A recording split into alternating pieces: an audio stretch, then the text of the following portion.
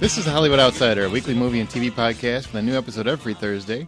This is episode 133, and this week we are discussing upcoming releases including Muppets Most Wanted and Divergent, spoiler-free reviews of 300 Rise of an Empire and Veronica Mars. Our From the Outside In topic this week, what is better now in terms of storytelling, movies or TV? And apparently I got a lot of listeners jacked up. My name is Aaron Peterson. With me today are my fellow hosts, Scotty Clark. Hey there, Aaron. How you doing? Great. Justin McCumber. Good evening to you, sir. And Brian Williams returning from the absence. Yep, I'm alive. Absinthe or absence? I don't know, Brian. Was it an absinthe or absence? It was more like abscess. Ew. Oh, God. You went there. What? Are you feeling better? What was wrong? You want to talk about it? I don't really want to get into that, but Okay. Fair enough. Tell us about your problems. Nobody's listening. Hey, we're a HIPAA-compliant podcast. Yeah, we don't share with anybody. We don't share with anybody, so you got to say it out loud. We just can't ask you. You know what I'm saying? So what's new? Who's got new news? Anybody been doing anything exciting? Nope. No? How about you, Aaron? No, not really. Nothing? No. I did go to the South by Southwest Film Festival. That's pretty exciting, I Now, guess. for those who have never heard of that, what is South by Southwest? It's a film festival. And also a music festival and interactive. And it's like the biggest film festival in the country, I believe. It's not Even bigger than Sundance? Mm-hmm. It is now, I believe, yeah. It surpassed Sundance finally. Don't quote me, I'm not CNN, so, don't put that in any show notes. We don't quote CNN either. No, because we get the quote wrong. But I'm pretty sure that's accurate. And it's not like some people think, well, that's like San Diego Comic-Con. No, that's more of a convention. This is more of a film festival, so there's a lot of screenings and a lot of people premiering movies and that sort of thing. It's pretty cool. And we are going to have a podcast focused on that coming up probably, I think, Monday. So Monday night, something like that. Hopefully you'll be able to hear it where I'll talk with these guys about what the festival was, movies I saw, and kind of give you inside look at what the festival is, because a lot of people don't get the opportunity to go, and so it's nice that they can hear about it. Scott, you got to be excited because Big Bang Theory, they just announced that it's going to get renewed for 3 more years. I am really excited about that. 3 years is a long time to say that you're having a show for that long, isn't it? It is when all it is anymore is like couples therapy, it seems like. Well, I haven't watched the new season, but Big Bang Theory is one of those that when it comes on DVD, I blast through it, and I have no problem putting it on and enjoying the hell out of it watching. I love it. It's one of the few. I'm not a huge sitcom guy, but the few that I do watch, looking forward to it. What do you guys think about the revolt against that show? Because it became so popular, and now there's so many people just kind of jumping against it. I really didn't even realize there was anybody who was not protesting, but any kind of backlash against it. It makes sense though, because every time something gets popular, there's always people who, the hipsters that want to just hate on it. Whatever. If you don't like it, don't watch it. Don't bitch about it. Basically, it's the number one rule. If you don't like it, just don't watch it. If enough people don't watch it, they'll stop making it. That's an excellent point. It's hipsters. Have you guys seen that? Do you know what I'm talking about? Yeah, I know what you're talking about. And I wouldn't call myself a hater on the show, but my enjoyment of it has lessened over the years. And for me, I can't speak for anyone else, but for me, most of my lack of appreciation for it now is because when it first started, it was very much, it felt like it was much more of a geek show, but now it seems like it's more of a romantic comedy. And granted, romantic elements and romantic comedy elements have been a part of it from the beginning, but it was always so slight because none of the characters had girlfriends. And so it was more of a, hey, these geeky guys, kind of want girls, but are they going to find one? And now it's like all of them have them, and it's just become another romantic comedy just with some geeky window dressing. Yeah, but how old do you think? I don't enjoy it as much. How old do you think it would get, though, if you're in season 6 or 7 and they still I don't know. have I'm with Justin on this one, man. I really wish they would go back to the roots because that's getting old. And I love that show for a long time. Well, and I don't think every show needs the last 10 seasons.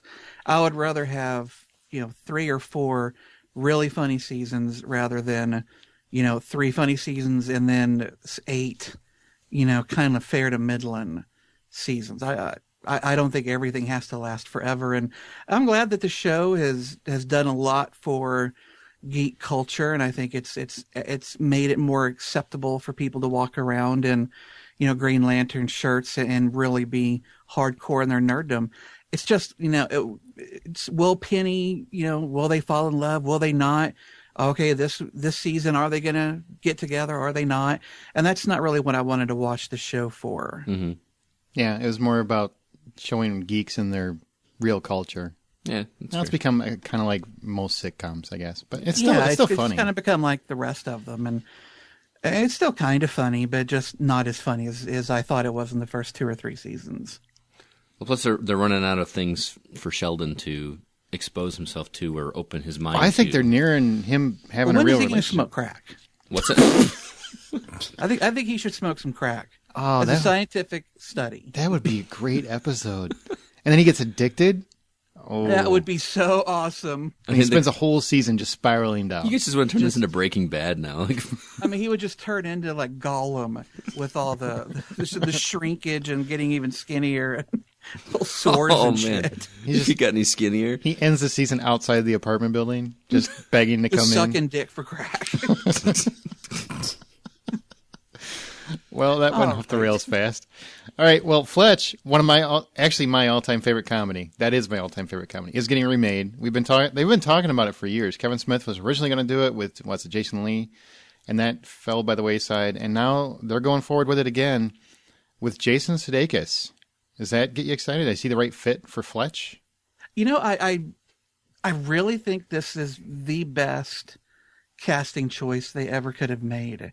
And I think that if they had gone with someone else, it would have been maybe not a disaster, but, over the course of several films, I have come to see Jason Sudeikis as really one of the funniest actors working today, just effortlessly hysterical. And for a character like Fletch, that when I finally saw the movie you're urging, that I thought was, it was okay. It didn't blow my skirt up, but it's been a long time since it came out, and I'm not the biggest Chevy Chase fan. I don't think anything really could have made me kind of excited for a reboot of the franchise, but hearing that Jason Sudeikis is doing it and being that character suddenly spins everything around, because he is fucking funny. And if he's involved in it, then I want to see it. And for those of you that don't know what it is, because I'm sure there's people listening that have never seen Fletch, shame on you. Then go watch it. Exactly. Am I wrong? Isn't that one of the best movies of all time? Yep. See? Funny. It's Chevy Chase's really staple in terms of his smarmy character that he was known for. Not the vacation character where he's just a klutz. I mean, this is him at his I'm cooler than you and I'm funnier than you. And smarter. And he's an investigative reporter. And basically he just gets caught up in different mysteries. And that's really what the movie was. And now Jason Sudeikis is going to play the same character. And I see him as a modern day Chevy Chase. What about you? Yep. Brian, you're a fan. You see this guy in this role? Yeah, I totally love this casting. He was one of my favorites on SNL. He's got he can do that real subtle, sly little humor where he just kind of like slips it by the unsuspecting person. Mm-hmm. And I think he's just perfect for this role.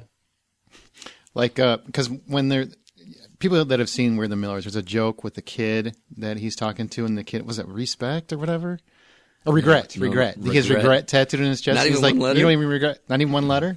And that was Chevy Chase to the hilt. That was Chevy Chase. Really? That was a perfect Chevy Chase, is what it was, I thought. It's interesting to note that even though there are 12 Fletch books, this particular movie will not be based on any of those books. It is an original script written from an original idea. Well, I say original. Let me put air quotes around that, but it is not based on any of the books. So they're not going to tie. It seems like they're not going to tie this franchise down to anything that's already established. They're going to head off on their own, and I think that's a good idea. So is it going to have any origin of the character, or are you going to have I'm sure who he is?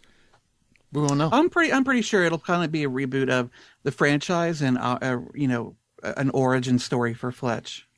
I hope it's not so much an origin story, because even the first Fletch wasn't even really an origin. It was just just a guy who's works for a newspaper. Yeah, I mean, he's not Batman. Origin, right. It might not be the right word. I mean, just an introduction to the character is more or less what I'm asking, because I haven't seen the movie, so I have no idea I'm still stuck You're on Aaron's friend and you haven't seen it? I'm still stuck on Justin saying it's not Batman, so I'm picturing Chevy Chase coming out of a friggin' cave. Sorry. That would be kind of awesome. That would be. Yes, you can borrow it. I've got it on Blu-ray. You can watch it anytime you'd like. Okay. Best comedy of all time. All right. Swear it. It's responsible for a lot of my humor too. If you watch it and you don't hear me or Brian, I would be shocked. And that sounds interesting. Kevin Hart, he looks to be branching out because he's teaming up with Jamie Foxx for a movie called Black Phantom, and this is not a comic book flick. Brian, what did you think about this when you read the description? What he's like a mob hitman. One of them's a mob hitman, and hires the same hitman who was sent to kill him. I think this is kind of a cool premise here. Fox and Kevin Hart is his star is just shooting up the charts, if you will. He's just hilarious, and he's just one of those guys who's just can't do any wrong here lately. So looks pretty interesting. Are you sold on him yet? Because I know you were a little bit hesitant about Kevin Hart. Well, because I thought he was kind of a one-trick pony, but I'm giving him more of a chance, and he is funny. Like, that crazy guy humor is hilarious, but after 2 or 3 movies in a row, it was just kind of one of those things where you're just like, all right, it's the same guy over and over again. But it's starting to slowly get out of that mold, and I'm liking what he's doing so far. See, that's how I felt when I first read this story. Is Kevin Hart to me is just the short little funny guy that was funny. He's a new Martin Lawrence. Kinda, yeah. That's actually a good way to put it. And the fact that he's been paired up with Jamie Foxx, who's an actor I really like a lot, and he's done a lot of really good serious roles, gets me excited about the possibility of seeing him do something other than his same old shtick that I've seen in everything since, I think, Scary Movie he was in back in the day, wasn't he? Yeah, it sounds very smart. Mm-hmm. I don't know if But how do you make a movie with a Black Phantom and it not be comic book? I think that name is awful, by the way. That doesn't mean that the name won't change. Oh, okay. Well, I mean, it's apparently that's the name of the hitman he hires. Right. Or I guess Jamie Foxx's character is the Black Phantom. But come on, that's just got mask and tights written all over it. That's what I thought it was. I thought it was a comic book movie. Well, Phantom was a comic book, wasn't it? Yeah, The Phantom. Yeah. But it's Yeah, but that had Billy Zane and it was purple, and he punched evil. Punched evil. in purple tights. That movie was so bad. It was awful. I literally watched that movie with my friends with the sound off, and we dubbed it ourselves as we watched it because we were so bored with it. And by the way, I want to tell you how proud I am that you actually knew he was in Scary Movie. Scary Movie 3, I think it was. But And he played when they were all hugging or whatever. yeah. Go Scott. Hey. Well, and this one's set to be directed by Tim Sale, who Tim has Story. been directing him. Tim Story. Tim Story. Why did I say Sale? I don't He's know. a comic book guy. I don't live in your Tim mind. Story, who directed. Barbershop, Fantastic Four. Well, not, but the new film he did with Kevin Hart. Right Along. It's Right Along, basi- right. Yeah, it's basically the same team that made that movie. Yeah. So yeah, it's got a good pedigree. So they're going to make another ride along, and they're going to make this. Mm-hmm. Maybe they'll ride along into the Black Phantom. You know what you should do? You should write books. I'm telling you, bro. You Someday. should try some stories every now and then. Well, Sam Raimi's Ghost House and Screen Gems have picked up the rights to Last of Us, and I hope this is the last game to movie we can talk about for a while, because it seems like every frickin' week there's a new one. Oh, man, it's almost as much as we have comic book movies. But this, fair enough. Touche, Scott. We So- actually get the comic book movies, though. Yeah, they work overall. Give it time. But I want to know, with all of the, and for those that don't know, Last of Us is about, it's basically an apocalyptic zombie game. Scott will go into that. But with all the other zombie properties out there, can we handle another one? Normally, I would say, please, no more zombies. Zombies is like the thing that we've had in every movie, every game, every comic book series, every television show for the past few years. It's like They're doing romantic comedies now. They I'm just did do saying. a romantic yeah, comedy. That's what I'm saying. But I can honestly say, and I'm pretty sure Justin will agree with me, that The Last of Us is something very much different than just your typical, it's a drama that happens to focus around a zombie apocalypse kind of thing. I don't think Justin would ever say very much different, but yeah, something like that. Well, I mean, Scotty's right. This game is probably the most emotionally impacting game that I've ever played, and I've played more than my fair share. But the relationship between the two main protagonists is amazing, and I have never played a game where I felt such genuine emotion In the first 20 minutes. I mean, it's incredible. And even though they say zombies, these are not really zombies. Mm-hmm. In fact, a lot of the monsters you fight, they don't look like people really at all. It's these people have been turned into monsters because of this new fungal growth. And so while some of the people they fight look human, but with just these really fucked up faces with all these little nodules and stuff on them, there's also a lot of other creatures that look very unhuman. So if you're thinking it's just The Walking Dead, it's very much not that. Mm-hmm. And for those not familiar with the story at all, it does take place in a post-apocalyptical setting where this outbreak of this fungal thing that is attacking people and taking over is taking place. The main character, Joel, is this really bitter older guy that has become that way because of some experiences that he's had early on in the story, and his job in the main plot of the game is to transport a young girl from point A to point B across the country. And like human trafficking. Yeah, kind of. To some degree, it is actually, but he doesn't know why. Those that he is working with has basically tasked him with this. He has no idea why, and that whole idea unfolds as the story progresses, and it becomes really, really interesting. And the relationship between these two that had never met before is really interesting. But what really interests me in it is that the younger girl, her name is Ellie in the story, she was born after this outbreak happened. So she has no connection to what life was like before it happened. So as you're traveling with her, she's coming across houses and seeing how people lived. And Joel, the older character, is watching her experience what society was like. And it's really interesting to see how someone who's never seen that reacts to it. And so you could see it as a movie. I totally could see it as a movie. If they cast it right, this could be so good. I think this could be the next big thing. This behind Assassin's Creed coming out, I'm starting to get excited about the possibility of these making a comeback and being a real thing. Well, we'll find out soon if they ever get it made. Welcome to Brian's Trailer Park. Now let's take a little trip to Brian's Trailer Park. Ooh. It sounded kind of ominous. You scared to go into Brian's Trailer Park? Hey, man, it's a fun place. Mm-hmm. Yeah. Especially when we got the moonshine flowing. Sounds exactly like something a rapist would say. They also have some human trafficking issues there.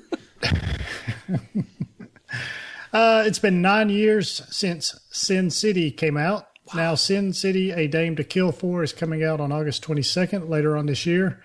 With a lot of the original people in front of and behind the camera returning. Sin City 2, for brevity reasons, promises to bring all the grit, grime, and ass-kicking of the first one. So, Justin, what do you think about the trailer for this? Do you think it lives up to the first one? Oh, yeah. I mean, this trailer kicks so much ass. I had been rather ambivalent towards the new Sin City film.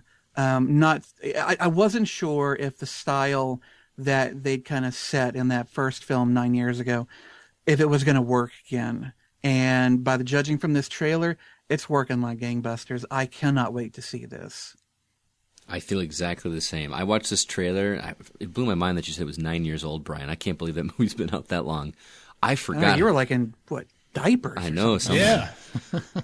I forgot how much I love that art style. It looks, and they've upped the ante in this trailer. It looks so much better than even the first one. And I mean, if you haven't seen the trailer, check it out. It looks like a live action comic book or graphic black novel. and white. Black and white. And they do the Schindler's List thing where it's all in black and white, and every once in a while you got a little bit of color in there to kind of draw your attention to that. There's just some gorgeous shots. I'm really excited to see this one.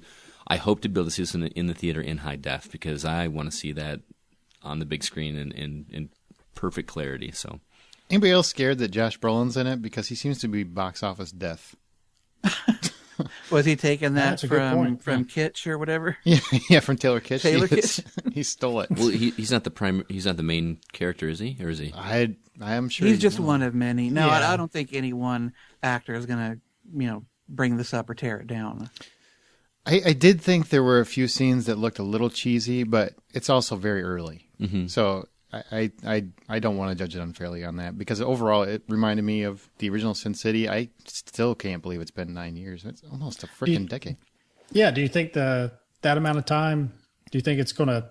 Do you think it could hurt it? Yeah, I think it will. I think the hardcore fans are going to be there, but a lot of people were waiting, and I think it's passed them by because the entire generation that like the first weekend would just be like a huge weekend, and after that it's just a huge drop off. I think it's going to be a fanboy movie, yeah, at this point. So what's the sweet spot then? Because we talk about this before where some movies come out too soon or they try to annualize movies or whatever. I think you got to be in 4 or 5 years max. 4 or 5 years? Maximum. I mean, that's pushing it. 9 years is a long time. Well, yeah, but this is one of those movies though that after you watch the first one, you need a little time away from it before you watch the second one. You don't need 9 years, but you're right. 4 years, maybe 5 years. That's probably long enough. And especially because this is really a visual, kind of like 300. I mean, that ended up hitting a sweet spot because it's been just a good amount of time since the last one.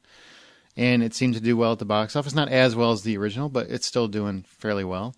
But I wonder if that's going to have the same thing where it just plummets, in its second weekend because it's such a fanboy-driven movie. You know what I mean? Mm-hmm. And it's a sequel to a pretty fanboy-driven movie. So it's not an issue of is the movie going to be good or not going to be good. I just wonder if it's been too long. Right. Well, again, that comes out August 22nd.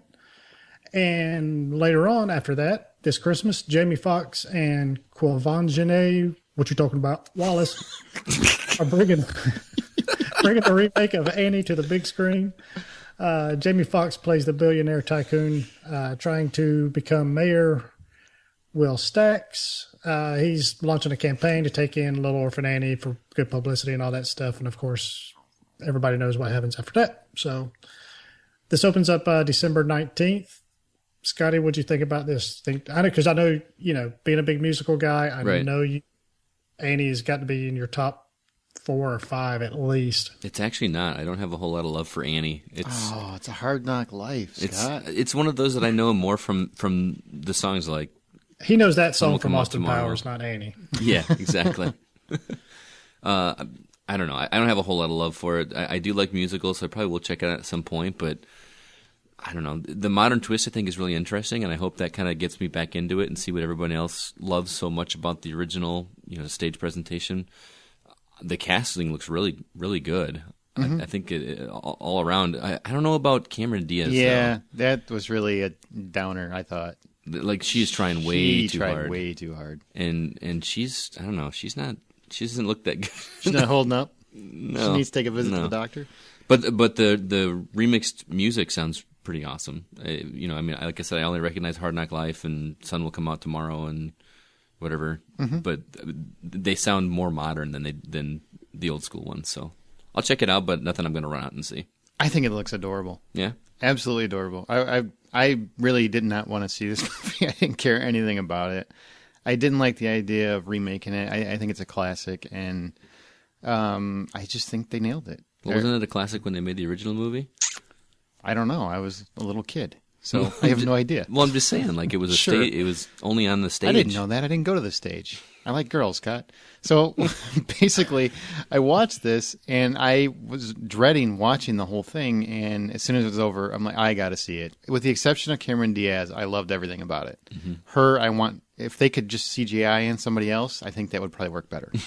What about you, Justin? You kind of like musicals. I really was kind of hoping y'all would just move on past me. Yeah, we can. I didn't like it. I didn't like it at all. And it has nothing to do with recasting it or changing the ethnicities. It's just, I'm not a fan of Annie at all. I never liked it when I saw it as a kid. I don't like it now. And what's really struck me is that they go to a lot of effort to, they place it in a modern setting. They have these kids and some of these adults doing some really modern dances, yet all the singing and all the songs are pretty much exactly the way they were in the original. And so it's just, for me, it's just this real incongruity between song and everything else. And right. I don't know how well they're going to mash up for people who are fans of the musical. I am not a fan. So I'm not all that inclined to go see it to begin with, but after seeing this trailer, I'm even less inclined. I think Jay-Z's involved with the soundtrack, so I think you're going to hear some more modernized singing fat as beats. it goes. Yeah, with fat beats, yes. And Now, probably if they more dubstep rhyming. it, then I might come in to see it. Maybe there's If some they get twerking. Skrillex to get in there and redo some of the songs, all right, I want might to show up. see a dubstep musical now. That needs to happen. I want to see this. How do you say that word? Skrillex? Skrillex. Skrillex. Yeah, I want to see that. The sun will come out tomorrow.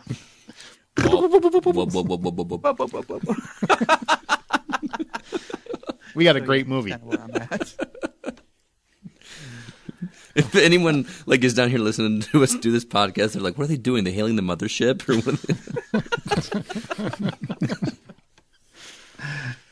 Oh, man. All right. Well, y'all can check out these trailers and a lot more at thehollywoodoutsiders.com. You can reach us or talk to us, stalk us, whatever.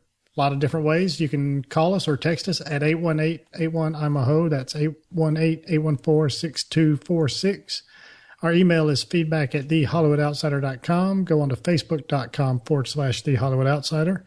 Like us on there. And you can also tweet us at H_outsider. Aaron? Oh, now let's go to the big screen where we talk about any new releases. Justin, you saw 300 Rise of an Empire. I sure did. Tell us about it. The story of this film is that this Greek general, Themistocles, leads a charge against an invading Persian force led by the god king Xerxes and his top admiral. I don't know if they ever called her admiral or general, if it really even mattered. But Artemisa, who's played by Eva Green, as they go against Greece. If you know anything about Greek history, Greece was a democracy, but it was a bunch of city-states, Sparta being one of them. And in 300, Sparta went against the the Persian forces when no one else would. In this film, now suddenly all the Greek forces are having to come together to fend off what's coming. And of course, Sparta's already lost 300 of theirs. So will they come? Will they not? That's kind of where the last half of the movie, that's the mystery it lands with. But it's a very pretty film. Yes, there is a little bit too much slow motion, even for me. I thought a lot of the wait. Even for you, there's too much? Even for me, it gets a little heavy sometimes. Wow. The CGI blood I didn't care for much. It's really globule, and it just kind of, it doesn't spray. It doesn't have that feeling of being forcefully shot out of veins, which to me, I thought the original 300 did better. And this one is just kind of blah, blah, blah, blah, as it floats across the screen in slow motion. But that said, it is a beautiful film. It almost looks kind of like a painting sometimes, especially the backgrounds. But it looks nice. The music is good. The sound effects are really good. The cast on this is okay. Just okay? Sullivan Stapleton, who plays Themistocles, he is no Gerard Butler. He's just not. In 300, Gerard Butler, his King Leonidas, when he was on screen, I could not take my eyes off of him because he was so big and so magnetic, and his personality was so forceful and strong. I mean, this was a guy that, you could believe he would lead you through hell and out the other side. But Sullivan, I don't know if it's because he's smaller or if it's just a different voice or what, but he just doesn't quite have the same level of gravity that Gerard Butler had. So when it comes to our hero, he's okay, but I wonder if there might have been a better choice out there somewhere. Not that I've got, sure, I get to throw Momoa's name out there, but God knows if he could have held up to it either. But really the star of this movie, and this should be a surprise to no one, is Eva Green as Artemisa. She is amazing. Her story is that she is a Greek who now fights for the Persians, and you can just see in every moment she's on the screen this fury that just burns like a dark fire in her heart, and she wants nothing more than to destroy everything Greece is and stands for. You can't look away from her on screen. You just cannot. She is a beast. And, you know, they put her in outfits that they definitely don't hide her beauty, but they certainly don't amplify it either. She's a tough chick, and she is wearing tough chick gear. What exactly is tough chick gear? She got like lot a of satchel? leather, a lot of studs. I'm telling you, you go see the film, you will be afraid she is going to kick your ass. She is Does tough. she have a nice pantsuit? Yeah, something a little modern. Definitely no pink for this girl, but really everybody else is just kind of playing distant second to her. Even Lena Headey, who's not in it nearly as much as you would think she is, judging from the trailers.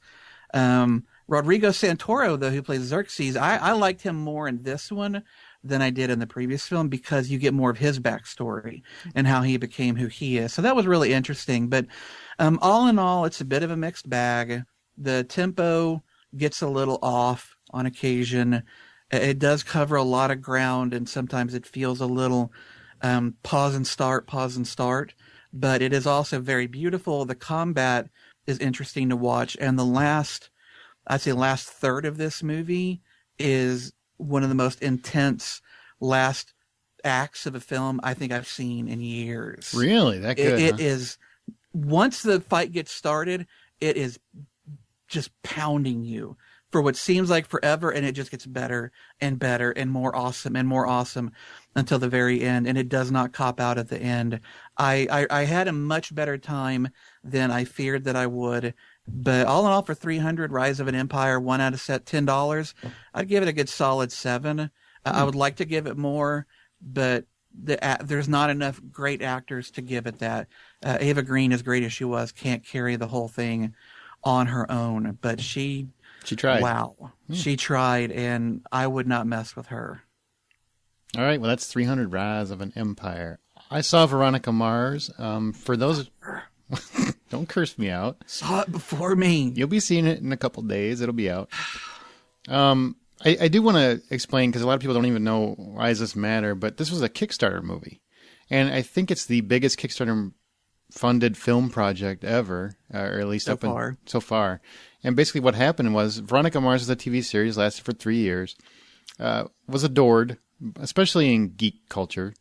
And it went off the air, and it didn't really have an ending. So they've been talking about doing a movie for years. Well, fans what was the premise of Veronica Mars? Well, the premise is Veronica Mars is a detective, or she works with her dad, who is a private detective, and she ends up investigating cases. And the origin of the show is she's trying to solve her best friend's murder. And she eventually solves it over the course of the first season, and then the second and third seasons are more cases and stuff like that. In each episode, she would also have another individual case. But it went off the air, it didn't have an ending. So the fans wanted some kind of resolution, and Kristen Bell, who is Veronica Mars, wanted a movie. Well, Warner Brothers wasn't going to fund it for a defunct TV show. Mm-hmm. Not many of those have worked. I mean, just look at Serenity. We loved the movie, but it didn't do well at the box office, so it didn't really set a good precedent. And it doesn't have that sci-fi gimmick going for it. It's about a teenage private eye. Mm-hmm. So they tried a Kickstarter. They said, you know what, we'll do a Kickstarter if we make, I think it was $2 million, Justin, do you remember? It was like $2 million to start with, right? I think they wanted 1.5. Okay, whatever the amount was. Going for. They wanted this amount, and they had to get it in 30 days. If we get this amount, fans, we'll make your movie, just so you have closure and you'll have your movie. Well, they made like 3 times the amount. They made like $5.2 million. Warner Brothers helped them out, so they got this movie. It's great. But I want to try and give you a review from both perspective of a fan and a non-fan, so hopefully you know if you can go into it and actually enjoy it. Kristen Bell stars as Veronica Mars, and as a teen, like I told you just a second ago, she worked for her dad, who was a PI, and solved a lot of cases, and often almost got killed. That happened a lot. So the movie takes place about 10 years after she leaves Neptune, which Neptune, California, is where the series originally was based. She's now in New York. She's working on landing her first gig as a lawyer for a hotshot firm, and she's with the character of Piz. If you watch the show, you know who that is. Piz Narsky. Yeah, that's who she's with. But it's with this dorky guy, and her life is kind of set. You know, life is great for her. Then her ex-love, Logan Echolls, is accused of murdering his pop star girlfriend, calls and asks Veronica for help, and she ends up back in a place she swore she would never go back to, just in time for a murder mystery, as well as her 10-year high school reunion. Fate. Look at that. So first for the non-fans, it's a clever, fun, it's a fairly light murder mystery. If you're a fan of noir films, witty banter, and a decent mystery, there's a good chance you can watch it and enjoy it. Sincerely, I mean, I know you never watched it, Scott. Mm-hmm. I really think you'd like it. It's fun if you like Kristen Bell, especially because she's very much in her aura. I mean, this is really her kind of movie. You get to see her banter. You get to see how quick-witted she is. She's very funny, very charming, and she's not a bad investigator and not bad to look at either. And this isn't Serenity. You don't have to see the entire series to figure this one out. It's about a detective. That's it. Mm-hmm. The narration at the beginning will kind of fill you in on what the series is about, so you'll know enough about her to watch the movie and enjoy it. There isn't any huge overhanging threads that you need resolved. Now for the fans, and those are really the ones that I'm sure they were aiming to please first, this is exactly the movie you want to see. The mystery is a little simpler than you might have wanted because honestly, I think the mystery about Veronica's best friend dying was about the best one that the series had overall. You agree with that, Justin? Based on it's a great mystery, and it's hard to come close to that. But this one's pretty good. It's just not as good as I would have liked it to have been. There are numerous subtle references from the show in here. If you never watched it, you won't even know. But if you did watch it, you will definitely catch them. I mean, whoever your favorite character is, they are in this movie at some point. Piz, Logan, Weevil, Dick, Wallace, everybody's here. Veronica's relationship with her dad, which is a big part of the series, is front and center, and it remains very sweet. It's handled perfectly. The only thing missing is her dog Backup. But let's face it, I mean, the dog would be dead. He's dead. Yeah, he would be dead. So I personally, I loved it. But I'm a fan, so I have two scores, one for non-fans, one for the hardcore. Non-fans, it's a fun mystery, like I said. I'd say out of $10, I'd give it about 7. Not because there's anything that's going to be lost on you. I just think the mystery isn't as strong as it could have been, and you won't have the personal attachment going into the characters that fans would. But it's still pretty good. For the hardcore, mystery could be stronger, but overall, this is exactly what you want from this movie. And there is so much fan service that doesn't detract from people that have never seen it. It's handled much better, I thought, than Serenity in that respect. So for that, I would say it's 9 out of 10. Oh, I mean, wow. it's almost perfect for a fan film. Wow. So I'm weighing the two, and I'm saying Veronica Mars is worth $8. I hope it's successful too, just because I want to see more Kickstarter things like this. Oh, I think it would be great. Mm-hmm. And now, question, Justin, from a fan. Do you have any questions? Well, is Mac in it a good enough amount, or is she just kind of relegated to the background character? She's in it. She does a Mac couple. and Wallace both. Wallace is the best friend, and Mac is also a friend, but she's like a computer hacker character, pretty standard. She's the geek go-to girl. Yeah, geek go-to girl. They're both in it, maybe 15 minutes of screen time. You know, it's more about her going through town, seeing the different things. You've got Jerry O'Connell pops up as the new Sheriff Lamb. He's a brother of the former Sheriff Lamb. There's a lot of, and there's so much fan service. And like I said, it doesn't detract. I was sitting next to somebody that had never seen the series. They knew nothing about it. They were only there because they liked Kristen Bell, and they loved it. So I unlike Serenity, which a lot of people I know that never watched the series didn't like the movie because they couldn't follow it, it's not the same thing. I really think you can watch it and enjoy it. You might even understand why people wanted it back so bad. It's just the characters. Now, would you, for someone that hasn't seen it, I actually have 2 questions. Mm-hmm. For someone that hasn't seen it, would you recommend them just going back and watching the show first and then watching the? It's unnecessary. And I don't mean from a necessary kind of standpoint, but I mean, is the show still? It's dated, so I mean, you know, I watch it with nostalgic glasses, so I don't see It was that. only like, 2006? I mean, come on, let's not talking like it came on after Alf. Yeah, but you're talking It's like not that old. I think the first season is worth watching again. Okay. Second season I didn't like as much. The third season I didn't really like at all.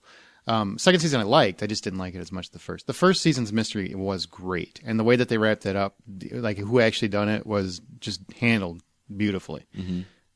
Not so much the second and third season. So I would recommend if you want to watch and you want to catch up on it. Now you watch the movie and you really like the characters and stuff. Go watch it. I mean, I didn't not enjoy any of them. Mm-hmm. I just thought the mystery was stronger in the first season. Gotcha. That's all. And my second question is, what the heck is up with marshmallows? What's that reference? That's watch the movie. I don't want to say anything about that. And Justin, can you answer that? Watch the movie. Yeah, there you go. You'll get it when you watch it. You'll get it. I promise you will understand it in the first 5 minutes. Okay. How's that? All right. All right. So now let's go to box office, and we're going to talk about 300 rising to number one with $45 million. Shocker. I thought Shocker good or shocker bad? Shocker good. That's a Okay. hit. I thought for sure. I it was never gonna know flop. what the fuck people expect anymore. I thought it was going to flop. I think most box office analysts thought it was going to be a big flop. I'm surprised. You know what else was a huge hit? Mr. Peabody and Sherman barked out $32.2 million. 32.2. Nonstop kept flying with $15.8 million for $52.5 million total. The Lego Movie just will not fall. $10.9 million for a $225 million total. And they just announced the directors of this movie will not be back for the sequel. Really? Yeah, I think that's a bad call, but they are opting to do something else. And Son of God is headed back to the tomb with $10.3 million and $41.8 million total. It had Amen. a huge drop. Huge drop. I hear he dies in the end. It's all right. He comes back in the sequel. That's like that's not been done before.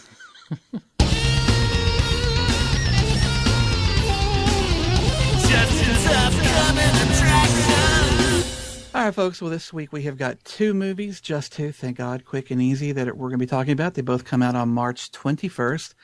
The first one is Divergent. Now, this is a film adaptation of a novel. That's the first in a trilogy of novels. I did enjoy the first novel quite a bit. I like the second one fair to middling, and the third one is a complete and total piece of shit train wreck that has ruined the entire franchise for me. So I do have that bias going into this one. Now, this film is directed by Neil Berger, whom some of you might remember. He directed Limitless. He also directed The Illusionist, The Lucky Ones. So, he's got a little bit of screen cred to him. And this stars Shailene Woodley, who plays a major character of Tris Pryor, Theo James, Kate Winslet, Jai Courtney, and Zoe Kravitz. In a world divided by factions based on virtues, Tris learns she's divergent and won't fit in.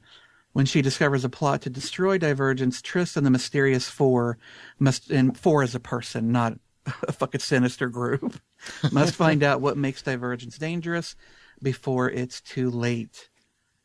Brian? Yes? What do you think of this? Because for some reason, I'm most curious if this holds any appeal to you whatsoever. I didn't read any of the books, so I don't have any, I guess, preconceived notions going into it.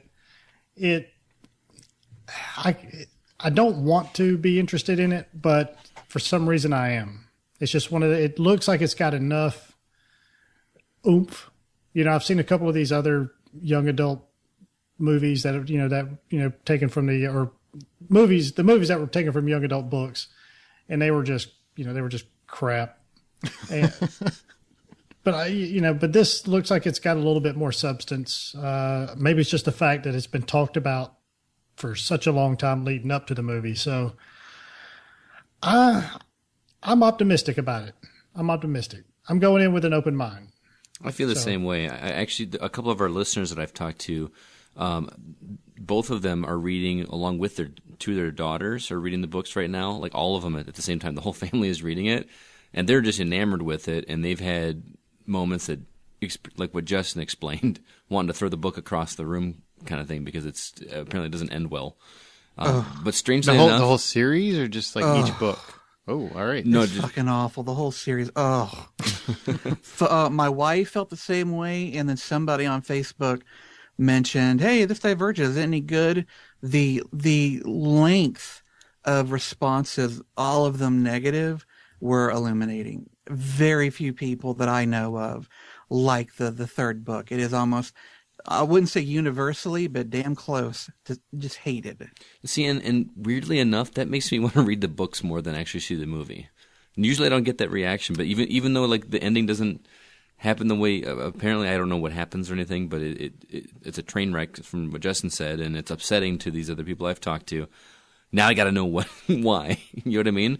But the trailer itself, for whatever reason, doesn't do a whole lot for me. I'd rather go read the book. I have zero interest. I mean, I'll go see it just because, I guess. I got to go see it at some point. But I don't really want to. I don't really see anything. It just feels to me another stab at the Twilight crowd. And I'm sure there's more to it, but I'm not seeing it. Right.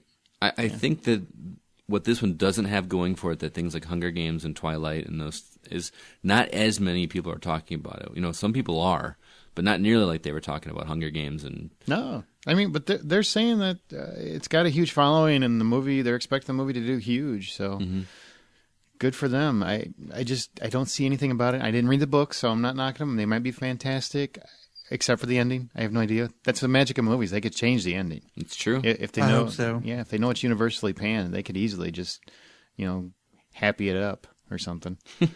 But I know, that's a pretty big turd to put some perfume on.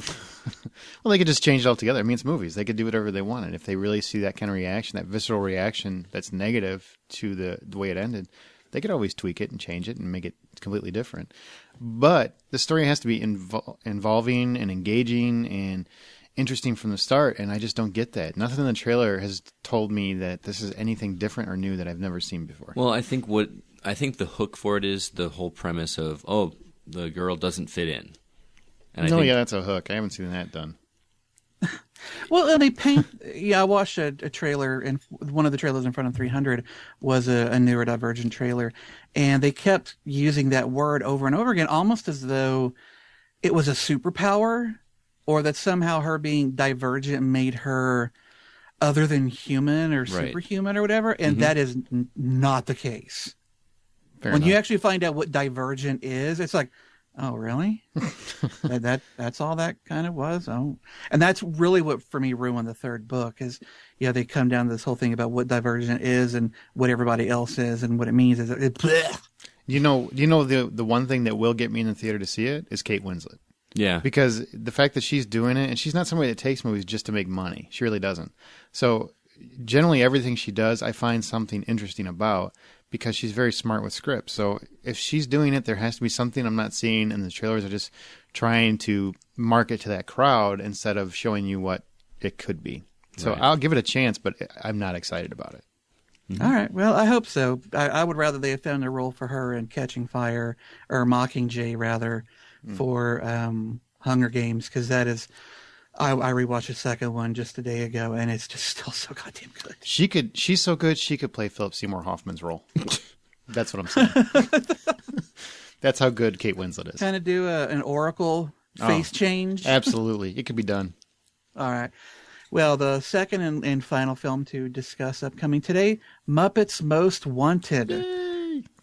Now, of course, it stars Kermit and apparently evil Kermit with all the other Muppets we've come to know and love. It also has Tom Hiddleston in there, folks, Loki, Yeah. Christoph Waltz, Selma Hayek, Danny Trejo, Oh. Stanley Tucci, Ty Burrell, Tina Fey, Ray Liotta, Zach Galifianakis. I mean, this is chock-a-block with good, great comedic actors. Written and directed by James Bobbin, who I don't know anything else he's done, but this story is, while on a grand world tour, the Muppets find themselves wrapped into a European jewel heist caper headed by a Kermit the Frog look-alike and his dastardly sidekick. Wee.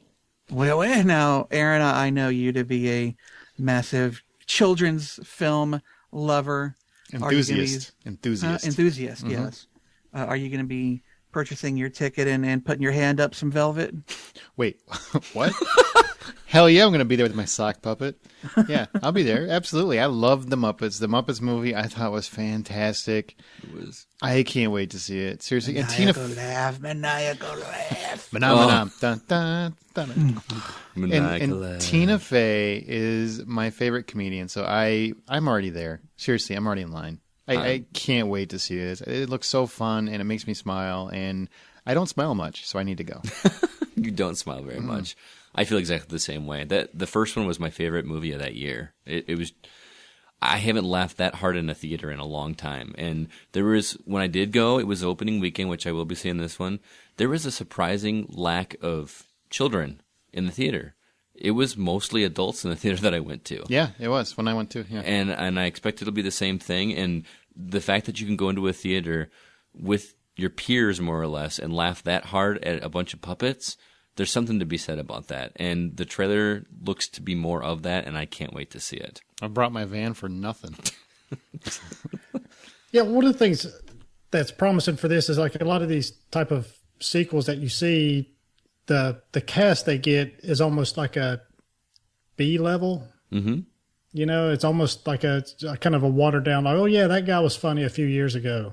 You know, or golly, I didn't realize, you know, that he was still alive or something like that. So, but they've got such a fantastic cast that this is, I've got to say, it's, you know, it's going to be hard for it not to be good. Exactly. And the cast, like you said, that's the main cast. The first one had all these cameos that came out of nowhere that just that even made you laugh too. There's probably a bunch we don't even know about that are just going to be so funny to see. I would watch Tina Fey in the dark just talking to herself. That's how much I like apparently in the Tina dark she stumbles around. Fey. But it's funny. The director on this, he actually directed the first one, and he's going to be doing Alice in Wonderland too. So, whoa. Oh, God. Best wishes to him. Enjoy this success we have it. Maybe he can make Alice in Wonderland 2 more interesting than I thought the first one was. He seems to have whimsical down, I think. So There you go. All right, folks. Of these two films, Divergent and Muppets Most Wanted, which are you most likely to go and check out in theaters? Aaron? Muppets Most Wanted. Scotty? Muppets Most Wanted, definitely. Brian? Divergent. Yep, I had to mess it up. No, I'm actually sighing because I'm going to have to join you. I'm not a huge Muppets fan. I like them. I don't love them. I'm actually more curious how they're going to handle translating this book into a film. So, yep, 50-50. So if you're keeping score, we've learned today that Justin doesn't like orphans or Muppets. Well, I didn't say I don't like them. I like them. I just don't love them. I didn't grow up watching The Muppet Show. I watched other stuff. And if that makes me a bad person, it makes me a bad person. If they had a Transformer Muppet, would you watch it? Oh, fucking hell, yes. Choo, choo, choo, choo. Or a kaiju Muppet? Fucking yes. There's like 12 people controlling this one Muppet. And it's eating other Muppets. Oh, no, wait, it's only 2, right, Justin? Well, you can listen and subscribe on iTunes or Stitcher Radio app. Give us a thumbs up if you do. And through our RSS feed at thehollywoodoutsider.com. There is a new episode every Thursday. And like I said, we will have a South by Southwest episode. I believe it'll go up Monday night, somewhere around there. What's this movie? What's this movie? Each week we play ours where listeners suggest a clip from a movie. And if you think you know what the clip is, email us at feedback@thehollywoodoutsider.com. And we will give you a proper wHOle shout out next week. Last week's answer was Justin's, and it was She's Out of My League. Great clip. And Thank you. You're welcome. And those that got it right, Sean McGuire, Kristen Dew, who says she's our number one fan, or Hose for Life. But what? Benjamin Abel, Sabrina Elkins, Robert John Davenport, John Robinson, Craig Schermerhorn, and Sean McDonald. Congrats to all of you guys. You all got it. There were some wrong answers, but we're not going to dwell on that. You tried, man. You tried. Now let's go to, it's Scotty's turn. And we all know that he's had a record of having a few obscure movies. I think this one is fair. He actually tried to make sure that it was known, so he didn't want to disappoint anybody. If you think you know what this is, email us at feedback@thehollywoodoutsider.com. If it's too obscure for you, send emails to scott@thehollywoodoutsider.com. Be sure to send hate mail. Here you go. Here's your clip. Do you have any experience in motion pictures?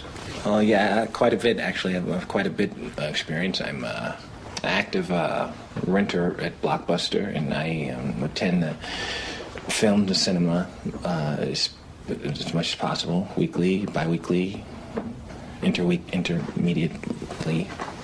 Would you be willing to cut your hair?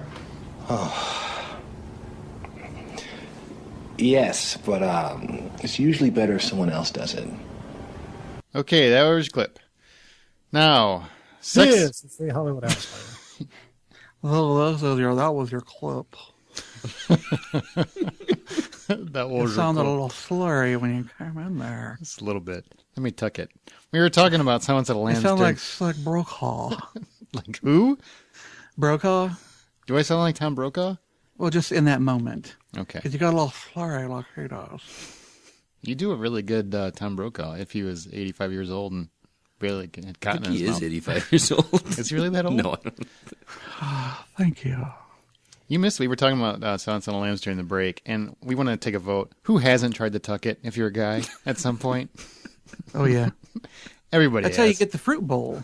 Exactly. Fruit bowl. Oh. All right. Let's go to the couch. We talk about TV and home video news. Sex in a Box. That's what's possibly coming to a TV near you. Is that like Dick in a Box? No, similar. Justin's going to explain what it is, but it's something that's handled somewhat respectably in the UK. Do you think it can be handled the same here, Justin? Well, I don't know how in the UK this is handled respectfully, given the premise, which I will now give to you. It invites real couples that are having relationship problems to enter a soundproof box to have sex. Immediately after, they address their issues with a panel of experts. Oh, yeah.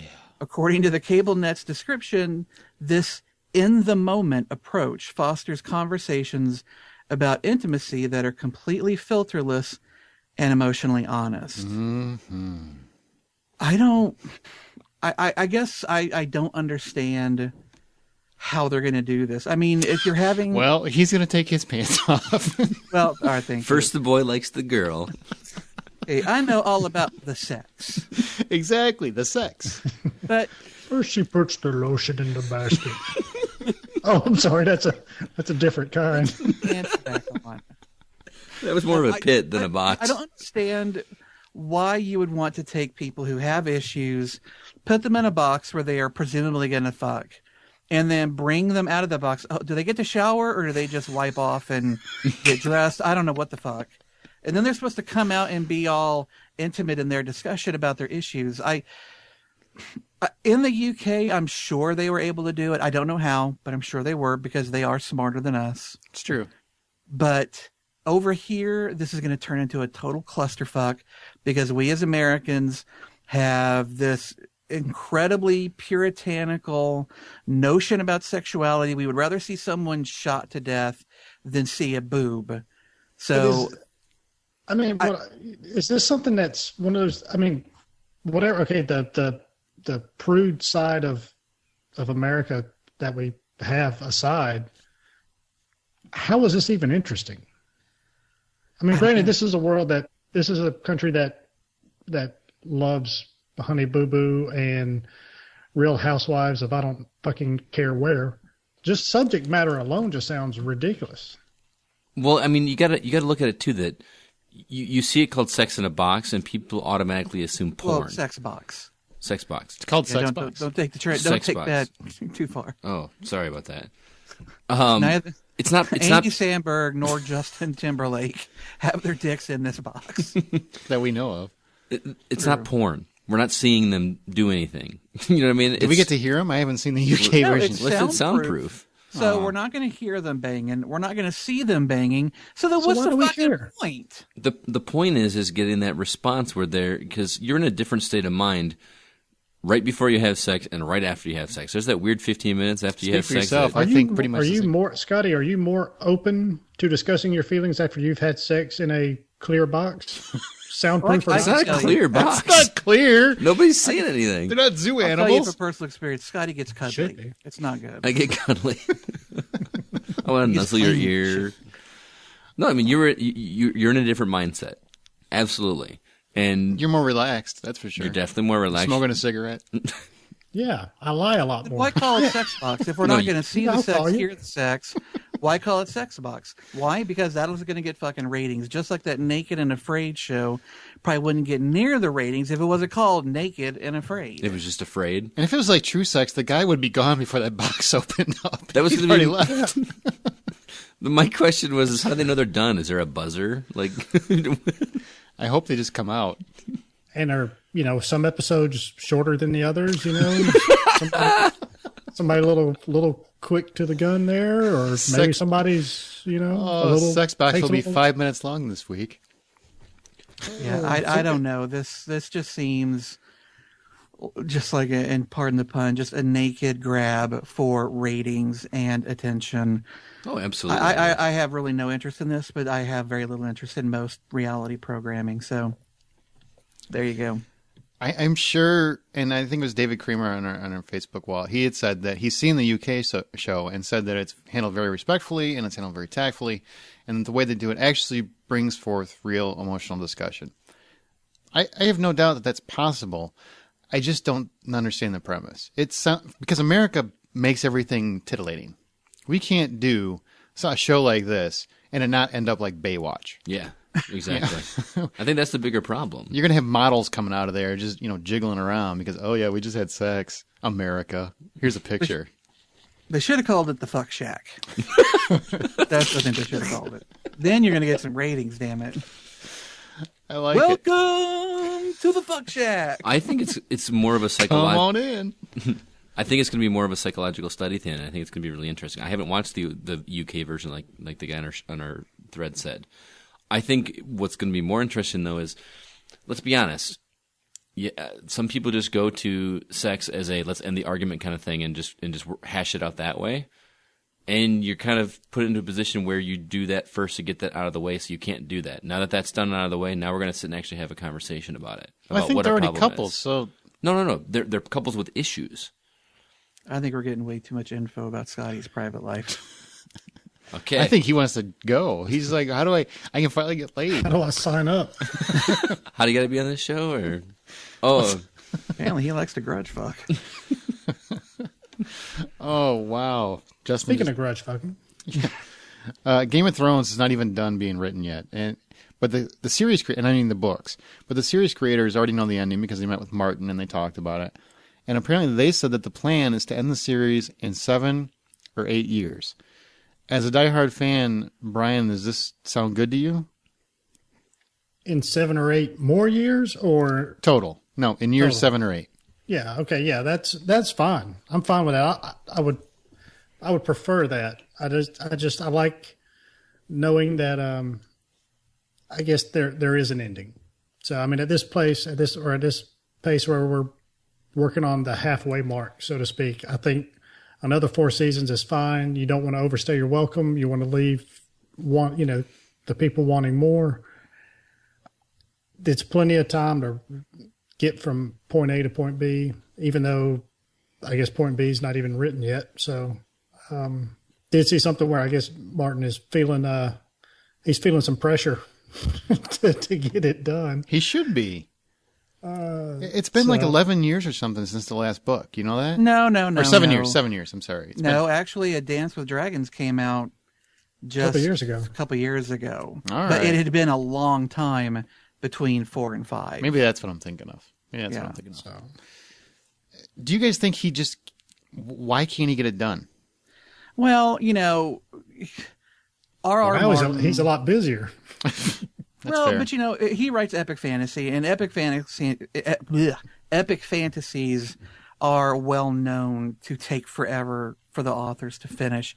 I mean, what was it? The Wheel of Time series, the author ended up dying before he finished that one, and the publishers had to bring in another author to come in and finish out the series. It's a chronic problem with these types of authors who just feel like they can take 3-4 years to write a fucking book. To me, it reeks of people just kind of being indulgent and just doing whatever they want, however long, disregarding the fans and how much. I think they could write it in half the time they do. But what were we talking about? Game of Thrones. Yeah, he writes slow, and I think it's. I think it's pathetic. I think he could write much faster. I don't understand why they have to take so long, but he needs to hurry it up because he shows nipping at his heels, much like Harry Potter kind of was for a little while.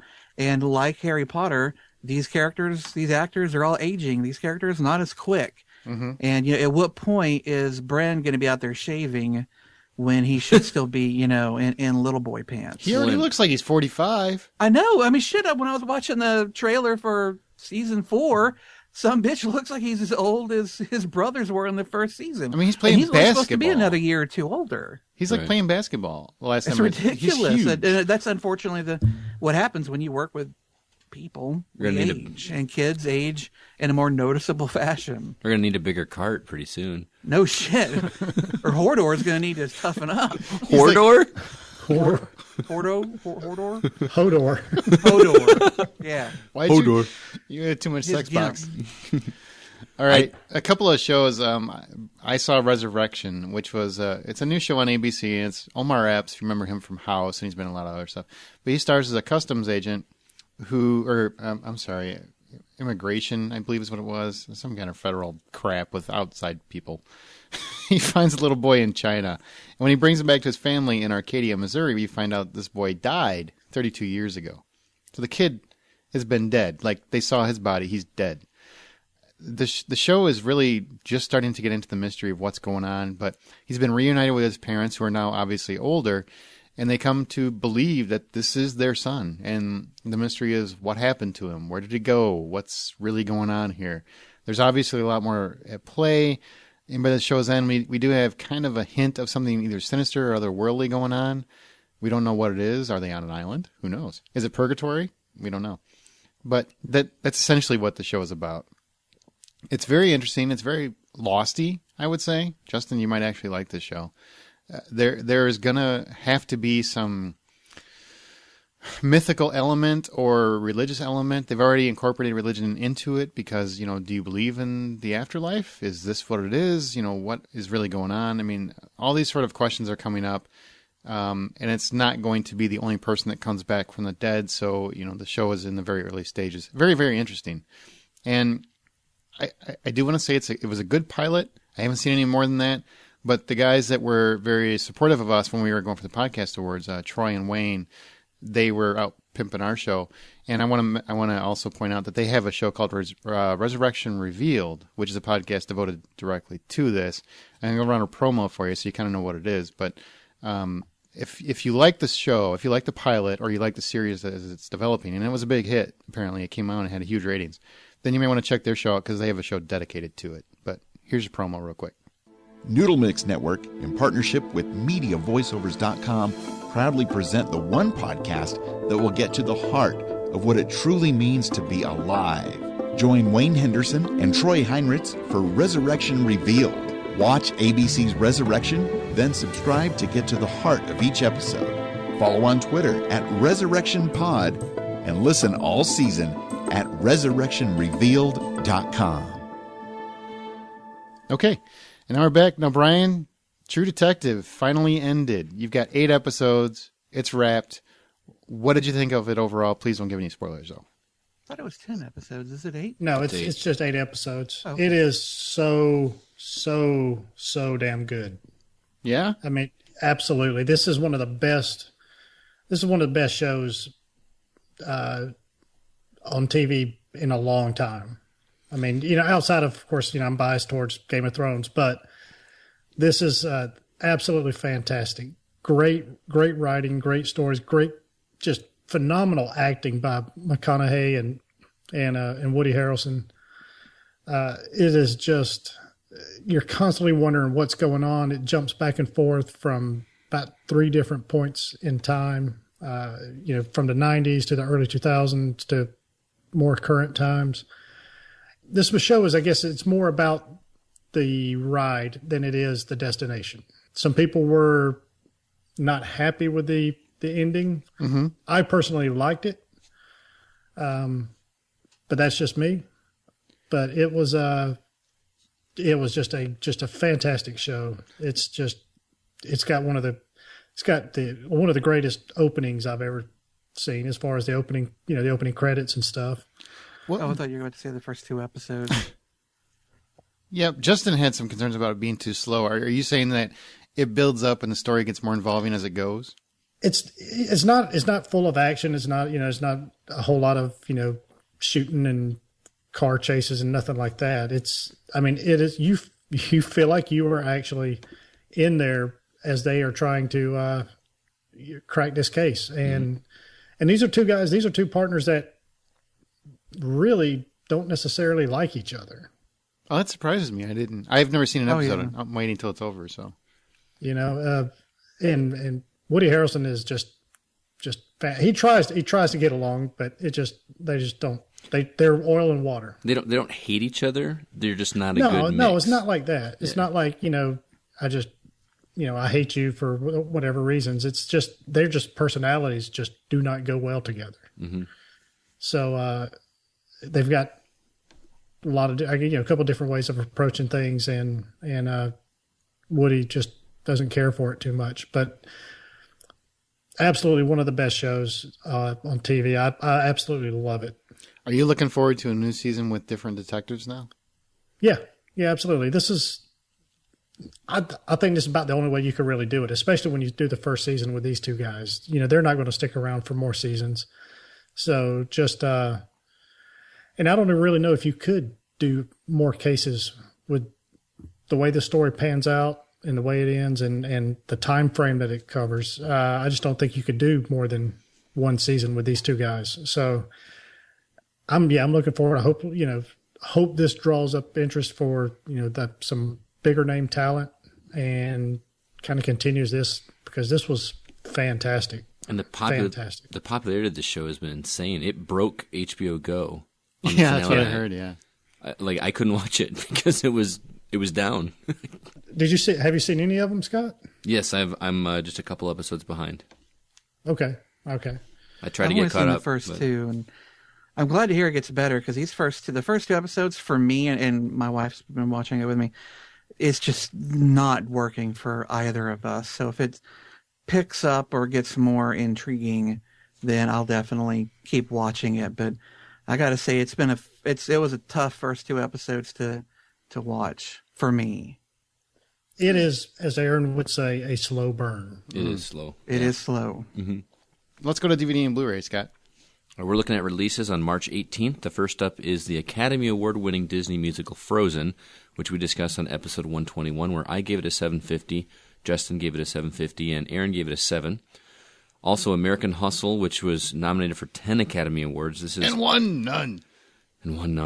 A con man, Irving Rosenfeld. Take that, Russell. Along with his seductive partner, Sidney Prosser, is forced to work for a wild FBI agent, Richie DiMasso, who pushes them into a world of Jersey, power brokers, and mafia. I couldn't find a legit review or score that any of us did on this, but I know it was during the Christmas break. Is that what it was? Mm-hmm. You saw it, I saw it, and I think the general Justin consensus. saw it too. Justin saw it as well.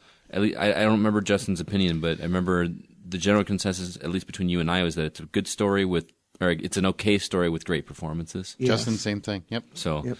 I'd give it about a 7. I think Justin had the same feeling. So. Mm-hmm. Saving Mr. Banks. This is the one about the author of Mary Poppins, P.L. Travers, who So good. reflects on her childhood after reluctantly meeting with Walt Disney, who seeks to adapt her Mary Poppins books for the big screen. Aaron Apparently gave it's total bullshit, too. What's What's that? I've heard that the movie, while good, is complete bullshit. Really? I haven't. Apparently she never liked the Mary Poppins movie. That's just what I'd heard. I've heard there's a mix of that, but I don't care. The movie was great. Well, Aaron gave it an $8, Fuck and the although I didn't review it officially, I did see it, and I would have given it a 9 easily. It was a great movie. Yeah, it was very sweet. Mandela, Long Walk to Freedom. This is a chronicle of Nelson Mandela's life journey from his childhood in a rural village through to his inauguration as the first democratically elected president of South Africa. It stars Idris Elba as South Mandela. Africa. Sorry. South Africa. Reasonable Doubt. A district attorney has his life turned upside down. He wants to take a minute, just sit right there. No, wait, sorry. Wow. When he's involved in a hit and run, and another man is arrested for his crime and charged with murder. Lastly, Sparks, a masked... Wait, who's in Reasonable Doubt? Samuel motherfucking Jackson. Samuel Jackson. No, yes. Samuel motherfucking Jackson. Samuel mother effing Jackson. What's his wallet say? His wallet says one "Big that's- motherfucker" on it. And lastly, Sparks, which is the oddest one I've seen, but it's actually getting pretty decent reviews. A masked vigilante who discovers the dark side to heroism. Going after the nation's most notorious supercriminal leaves his life and reputation in ruins. And I have nothing about that sounds super interesting to me other than another comic book kind of thing. And it's got like a score of 8 out of 10 somewhere. Yeah, it's getting great reviews. Yep. That's all we got. With that, we'll move on to recasting the classics. This is where once every other week or so, one of us hosts gives to the other a classic movie, and by classic we mean 20 years or more older, and give them the task of What? 20 years? I got to write that down. recasting, Yes, you do. recasting the movie as if it were made in modern times. Last week, I was able to... No, it was like 3 weeks ago because Brian was sick last week. Oh, that's right. Last time we did this, I passed it off to Brian and gave him the movie Hunt for October, which is very near to my heart. He was to cast Marco Ramius, Jack Ryan, Bart Mancuso, as well as Admiral Greer. What do you got, Brian? Don't do me wrong. Chris Pine. All right, Chris Pine. I'll start with this time. I'm actually going with the big name Jack Ryan. I went with the guy from Green Arrow, or from Arrow, Stephen Amell. Ooh. Oh, that's good. I like him. I think he could pull it off. I think he's got the a little bit. I think he could pull that kind of military CIA analyst type bearing, that kind of mix between the two. Do you think his Jack Ryan could kick Chris Pine's Jack Ryan's ass? Oh, yeah. Stick an arrow straight up it. Anally rape him with an arrow. Nice. For Bart Mancuso, he was the captain of the American sub. The Dallas. Scott, that was played by Scott Glenn. Love him. I went with somebody strictly because I think he's got just about as wrinkly a face as he did back then, and that's Sean Penn. Oh, I like that. So he can bring that intensity and that that certain anger and just determination and stuff. I think Admiral Greer. I had a little help on this one. She knows who she is. Okay. But anyway, Idris Elba. Ooh, put him in anything really, and you're Absolutely. doing well. But he's got a distinct voice, and I think that was really one of the bigger things with his casting is that James Earl Jones voice. And for Marco Ramius, the Russian admiral who may or may not be defecting to the Americans. You don't know the name, Timothy V. Murphy, No, I don't. but you know his face. He was Galen on Sons of Anarchy. Oh, yeah. You see him in the Hyundai in The Walking Dead. You see him in the Hyundai Chop Shop commercial. Yeah. Okay, all right. Now I know who you're talking about. All right. Yeah, that guy. He was like in the Direct TV commercials and Capital One and he's been in a lot of movies. Dude. Mm-hmm. Yeah, and he does a Russian accent. Now, half the movies he plays in, he's a Russian or Eastern European or something like that. So Now, would you require him to do it like Sean Connery? Would you expect him to talk like this? no, I wouldn't expect him to do a Sean Connery voice. I would expect him to do a Russian voice. You're hard. Just checking. Oh man. So Good picks, man. I like that. I would see that movie. Cool. All right, Justin, it's your turn. Happens to barely fall into the 20-year time frame. We're going to go with Shawshank Redemption. Oh, shit. So cast Andy Dufresne, Ellis Redding, Captain Hadley. That was the Clancy Brown role. Mm-hmm. And Warden Norton. I like it. Ooh. Fuck. Have fun. I like Andy Dufresne. Whatever. I the fuck's remember his the name. first time I saw Andy. Don't spoil the movie either. I hear there's a twist. Yeah, he shoots his kid right before the mist goes away. Oh, wait. That's a different Stephen King adaptation. Another one that was done well. All right, now let's go to our From the Outside In topic, where each week we talk about a topic on ours or a listener's mind. And I do want to mention that each week we do put the week's topic on our Facebook page. Some people have asked exactly how they can get their opinions on there. And I guess I never really advertise it. It's just on the Facebook page. If you go to our Facebook page, facebook.com/The Hollywood Outsider, we put it on there. We're going to start doing it every Tuesday, so that gives everybody enough time to put whatever their thoughts are, and we'll try to read them on the show. You really touched the stove with this one. I mean, Yeah, there's some This one kind of set off some. there's some book reports going on in the comment section, man. Lord, I didn't read them all because I've got things to do. But good God, Well, as long as they're not hashtagging as stupid people running stupid people. Oh yeah, you son of a bitch! I still remember that. Go listen to last week's show. You'll hear all about that email. It's at the very end. Fucker. I'm still mad at that Well, guy. listen to the whole thing, but then listen. Well, to you can the- listen to the whole show, but it's at the end. It's like the last 15 minutes. If you don't want to listen to Justin talk for an hour and 45 minutes, then it's at the end. You shouldn't be here. All right. Well, people keep saying that TV has better storytelling than ever, and also that there are better stories being told on television now. So we're going to talk about that. First, how do you feel about storytelling in movies these days? And I don't mean how great the movies look. Let's leave special effects and everything else out of it. We're just talking about story. How well the story is told and the writing holds up.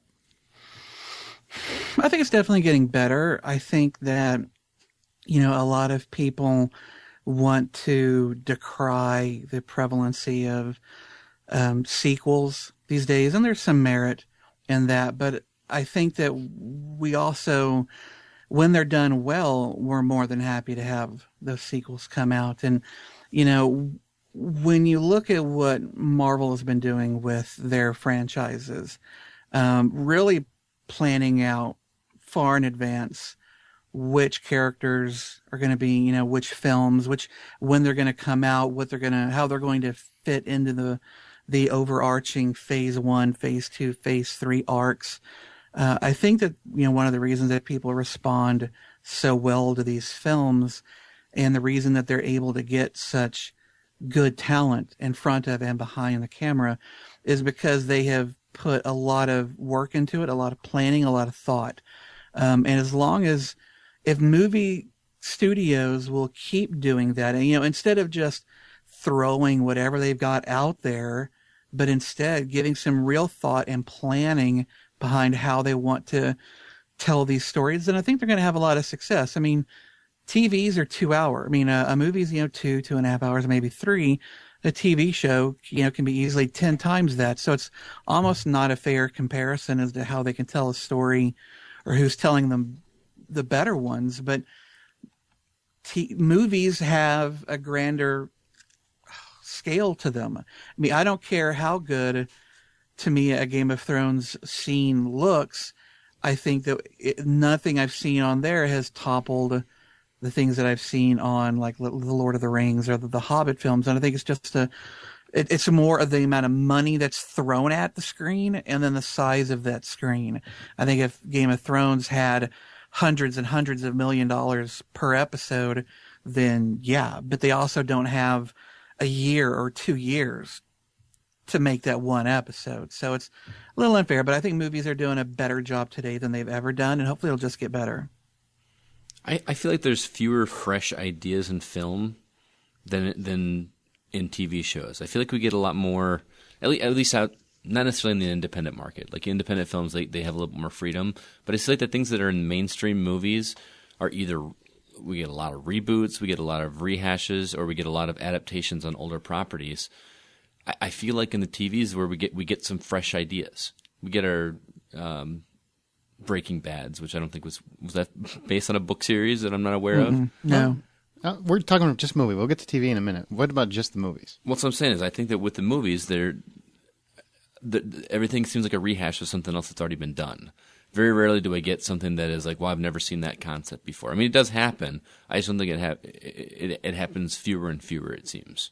I would pretty much agree with Scott there. I just think the as far as the big screen goes, the well is it may not be dry, but it's close to being tapped out. I mean, and we could just be in a lull, and then maybe in a few years or so, all of a sudden we'll have a rush of more interesting, I guess, more original stuff. But I mean, we are getting movies like Prisoners was I thought was a pretty good written movie. So of course there's a this year the Oscars was pretty well represented, I thought, for Best Picture. I wouldn't have been upset with about half of them, winning it. So there is, I think, the vast majority of it is the reboots, the redos, all that stuff. But there are. I think that there is a kind of a growing trend though with some of the more original stuff, and I hope it continues because I'm kind of tired of seeing the same old stuff over and over. One thing, though, I would say quickly, though, is I disagree that the well is tapped out or going dry. The well is actually limitless. It's the laziness of a lot of Hollywood executives and screenwriters that is what's at fault. There is no end of good stories that can still be created, new interesting takes on things. Ask any writer out there; they've got a notebook full of ideas. Oh, yeah, Hopefully yeah, they're all good, but Hollywood's just too fucking lazy these days. yeah, but also a lot of these great ideas, depending on what genre, could cost hundreds of millions of dollars to do it or to do it right, and it may not be something that they feel like is a worthy gamble. I'm not. Yeah, there's plenty of content out there.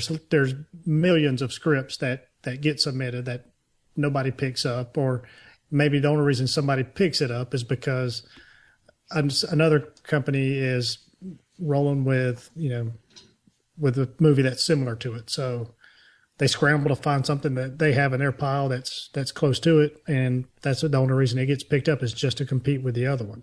One thing I was going to say is that, I'll be honest with you, I looked at the quality of movies that have come out recently, and I do think movies have been fun and enjoyable. I thought last year was a great year for entertaining movies, but not for great stories.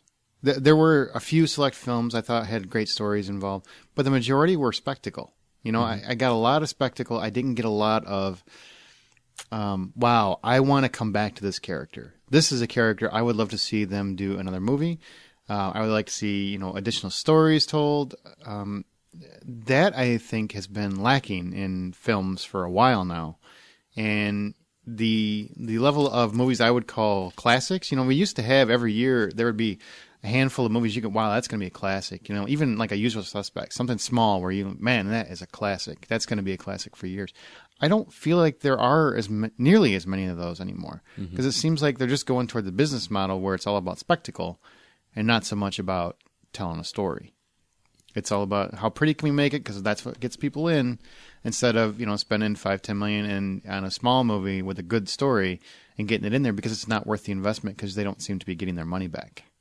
But right. Yeah, and I generally agree. But to Justin's point, I mean, with what they've done with the Marvel properties is obviously shown so much thought and foresight and planning, just mind-boggling levels of planning and outlining of whatever their master plan is, and that's refreshing. That's neat to see, and especially, I guess, maybe we just got to thank Robert Downey Jr. for that, because if Iron Man had tanked, we might not be getting all this stuff.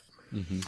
That's true. Yeah, that is fair. I also got to say, though, I almost don't feel like it's fair to say that it's just laziness either on movie executives, because they are in the business of making money at the end of the day. And I think it's less about being lazy and more taking the easy route towards money. You know what I'm saying? That's a fair statement. If you're a business, your goal as a business is to make as much money as possible with the least amount of effort. Well, but isn't that lazy? I mean, taking the easy route is taking the lazy route. I would argue that that's smart versus lazy. That's working sure, it's smarter, smart not harder. in the business aspect, but when it comes to your audience and giving them compelling stories, is it as interesting? No, but what else are we going to do? Read? That's crazy talk. What about television? Are you guys finding the storytelling better or worse than in previous years? These last couple of years have been great. I think it's definitely getting better. There's sort of a lot of the restrictions that we've had in the past. They're pretty much gone. They can be more aggressive with whatever the subject matter. They could be more more dark, maybe a little more crude, whatever, than we've been able to do in the past. And there's so many channels that are not even just channels, but even venues like Netflix and Amazon.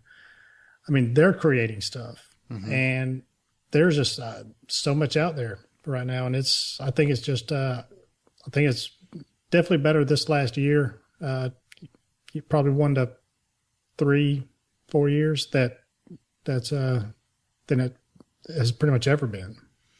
Yeah, I remember when TV used to be just, each week it was Stephen J. Cannell or whatever that guy's name was. It made like Riptide and Simon and Simon. Every show was like that. You remember that? Just every show was like that. Sit, Ubu, sit. Yes, exactly. Good dog. And then you had the Murder She Wrote and the mysteries and stuff, and your basic sitcoms, but characters never evolved.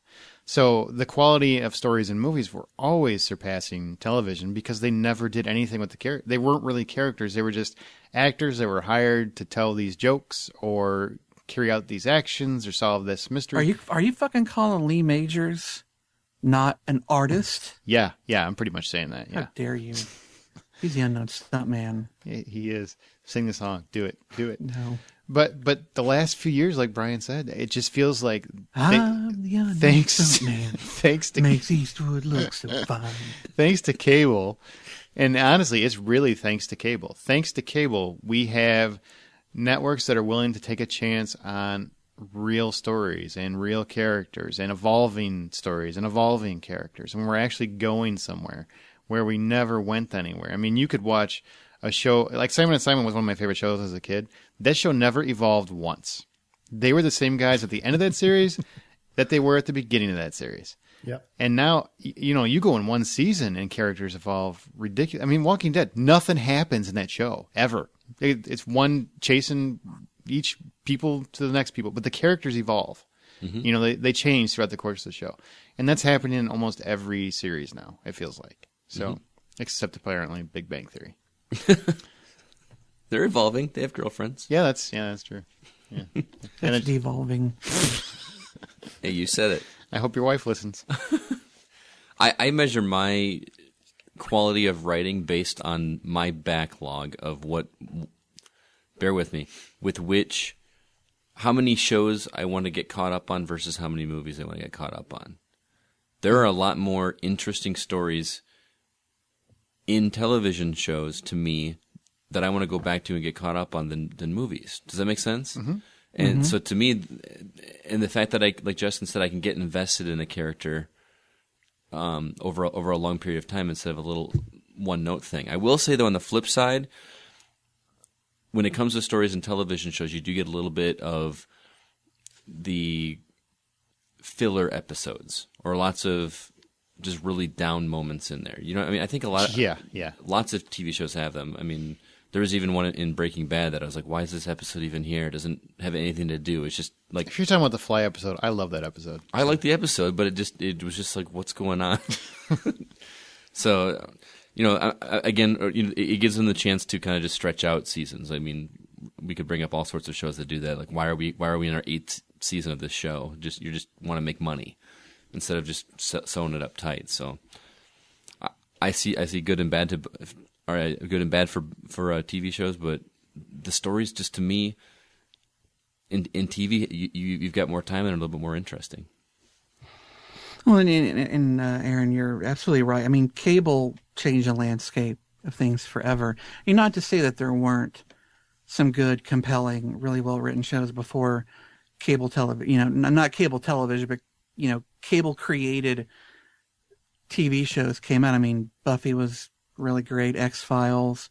There were some good ones, but I think it was with Breaking Bad and Mad Men that both of those shows coming out and just being so compelling and original and unusual, they kind of started a bit of a revolution, and suddenly people were talking about TV shows again, where for a while people just kind of stopped. And when you looked at how TV used to be looked at as, well, that's where actors go to die. Mm-hmm. You would never see a movie star appear in a television show.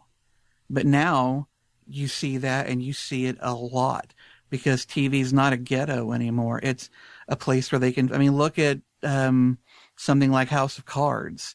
You have got just a shitload of fantastic actors all working at the top of their game on that show. And Game of Thrones, sure, they don't have as much money or as time to do their episodes as Peter Jackson has to do his Lord of the Rings films, but they are still fucking awesome. Mm-hmm. There is not a single episode of one of these seasons yet that I didn't find compelling, and I wasn't just riveted in my seat the entire time. And really, TV and between television and indie films, I think that's where you're really seeing your most interesting pushes into stories that haven't been told yet or haven't been told in particular ways. And I'm really now I'm like Scott. I have so many more TV shows that I need to catch up on or that I am watching than I ever did before. And I really like how the networks are just starting to take the cable model. You know, cable adopted the philosophy that let's do shortened seasons. We can get more character depth, more story growth. And, you know, the networks are starting to do that. Like Sleepy Hollow, they did that with Sleepy Hollow. And they're the ones that started that trend with Lost, really, I would say, because they realized, oh, okay, we can't spread this show out. It's very serialized. We got to keep them all encapsulated. And now they're starting to do that because they've seen cable be successful with it. So they want to create water cooler shows too. And that's the only way you're going to do it is by shortening them so you can actually keep the stories tight. Because 22 episodes, which is the standard for network television, is too long for these kind of shows. You know, like a show like The Blacklist, it's a great show. It really is. And it's trying to do a serialized story. 22 episodes is very, very hard to maintain for 1 year, you know. Mm-hmm. Whereas on cable, they can do 13 episodes and they can hit every beat they want to hit and nail it because they don't have to drag it out and have all those filler episodes like you're talking about. Walking Dead is the exception. That one has every episode's filler. Well, plus you leave people wanting more instead of like giving them 22 episodes off the bat and allowing them to get tired of it early on. Mm-hmm. You know? Well, with cable, you also get more skin, more violence, and more language. So the limits are taken off, and that helps quite a bit too to create a more compelling and, you know, depending on the show, realistic kind of performance and story. Sex box. Mm-hmm. So back to that. Oh yeah. So let's settle it. When you want to care about a character or watch something unfold, who do you trust more, a movie or a series? For me, it's a series. Although sometimes it is nice to have a story wrapped up in a nice little 2-hour bow, the longer time frame to me gets me more invested in the characters and the story. It just really does. And since I rarely rewatch movies, I mean, obviously there's rare exceptions. I don't rewatch a whole lot of movies anymore. I have my Blu-ray collection or any digital collection that I have is I don't buy them nearly as much as I used to because what's the point? I'm not going to watch them again. But TV shows, I go back to. I'm considering going back and watching through Breaking Bad again. I watch Game of Thrones every time a new season comes out. I rewatch all the previous ones beforehand. Sitcoms, all these things. I enjoy going back to TV shows more and more often than I do movies. Yeah, I totally agree. It's you know, I hate Joffrey. I love Daryl. I just don't get that attachment in a movie.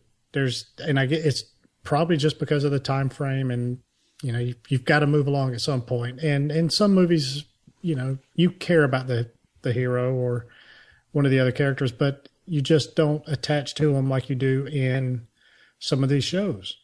And it's just as far as wanting to watch something unfold and as far as, you know, care or, you know, just waiting for somebody to die, whatever the case is, give me a TV series.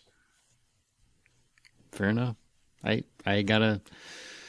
miss the days when movies knew how to nail it. You know, they could get a character and grow them and build them in 2.5 hours, and it just feels like they're not doing it. And I'm sure it's a combination of business and laziness. So I think you and Scott, you and Justin are both right on this one. I think it's a combination of the two. And it's just made movies, they're still fun to me. I still enjoy going to the movies, but the stories aren't nearly being told as well. They're still fun because it's all razzle-dazzle and special effects and, wow, that's fun and exciting and da-da-da-da. But when it comes to the characters I can really give two shits about, it's going to be TV. Well, and plus, like you said, it's all about spectacle. I mean, it's getting to the point, I've become a little jaded even going to the theater because when I look at a movie, I'm like, do I need to see that one in the theater or can I wait for it on... Yeah, I think a lot of people are. On DVD or Blu-ray or digital, whatever. You know, it's become expensive to go see movies. I can wait the 3 or 4, maybe 6 months to wait for it to come and watch it at home for a lot cheaper. I got to come in on movies, and not because I don't love what television has to offer. I am just as enamored as you guys are.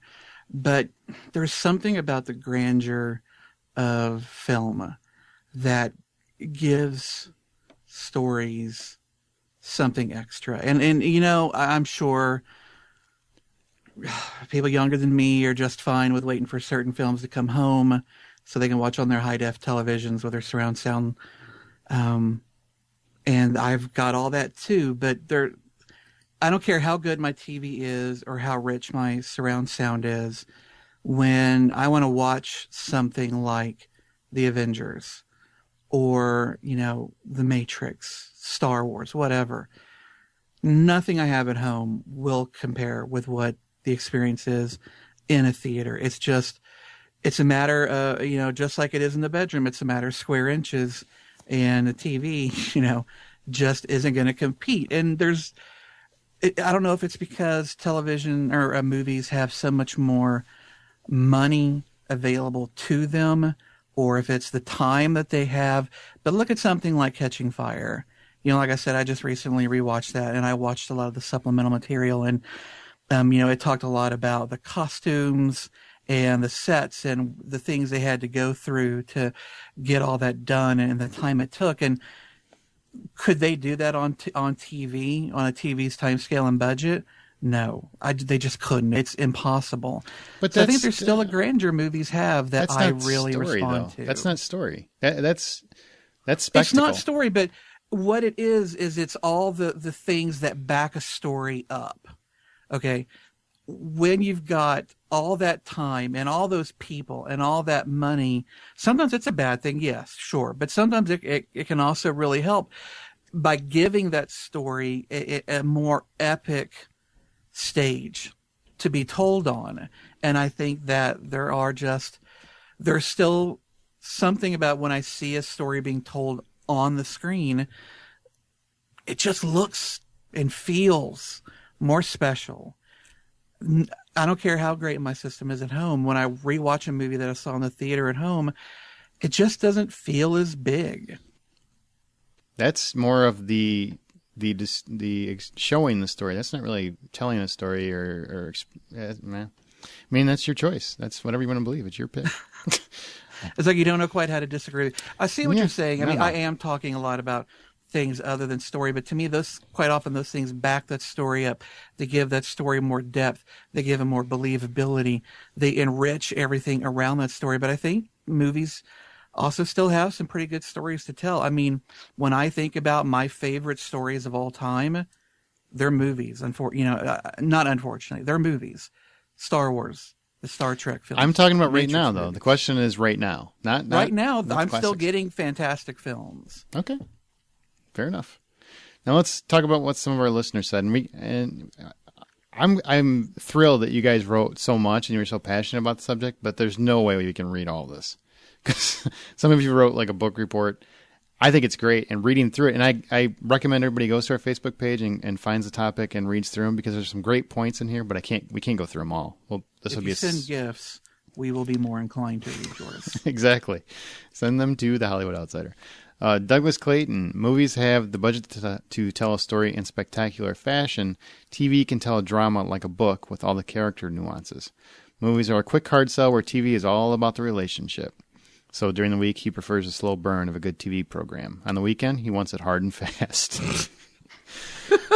Don't we all? David Billups, don't get me wrong, I love going to the theater still, but television stories have been way more interesting than a lot of movie tales that I've seen lately. I'm a true believer of in order to have a good protagonist, that you have to have a very strong and complicated antagonist. With shows like Spartacus, Game of Thrones, and Fringe, they have the time not available for most movies to develop truly evil bad guys with believable motives that we can sympathize with. Means no Bond villains. That's what he's saying. Sean McGuire, TV tells a better story. TV has much more time for character development. Look at Walking Dead and Game of Thrones, maybe two of the best things to watch on TV right now. And honestly, Walking Dead gets a lot of flack, but it's not, I don't know what people want out of it. It's a character drama. It's really just about people surviving. That is the show. If you don't like it, don't watch it. It's really that simple.